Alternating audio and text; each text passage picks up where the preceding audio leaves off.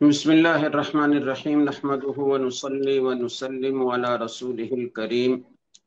اما بعد فاعوذ باللہ من الشیطان الرجیم بسم اللہ الرحمن الرحیم وللہ علی الناس حج البیت من استطاع الیہ سبیلا۔ قرآن کریم کی اس آیت میں یہ فرمایا گیا ہے کہ جسے بھی بیت اللہ پہنچنے کی استطاعت ہو اس پر اللہ تعالیٰ نے حج کو فرض کیا ہے، وہ مرد ہو یا عورت۔ باقی جو آپ نے دوسری بات پوچھی ہے کہ کس قسم کے اموال ہوں، کس پر حج فرض ہوتا ہے، تو جو بھی اموال ہوں، نقدی ہے، سونا ہے، مال تجارت ہے،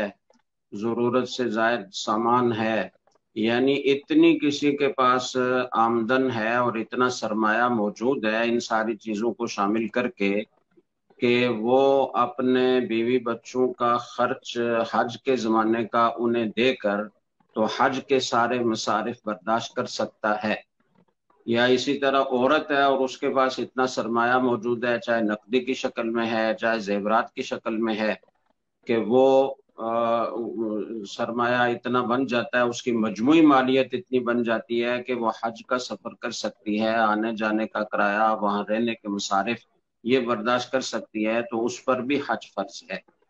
تو ایسے تمام لوگوں کو حج فرض ادا کرنے کی فکر کرنی چاہیے اور اس میں تاخیر نہیں کرنی چاہیے۔ زندگی کا کوئی پتہ نہیں ہے، کیا پتہ آئندہ سال زندگی رہتی ہے نہیں رہتی، تو یہ فرض اور اتنا بڑا فرض، وہ مؤکد فریضہ، وہ ذمے میں باقی رہنے کا اندیشہ ہے۔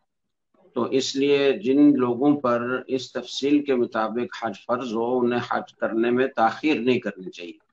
درخواست قبول نہ ہو تو وہ الگ بات ہے، پھر آئندہ سال دوبارہ کوشش کریں، لیکن اپنی طرف سے کوشش ضرور کرنی چاہیے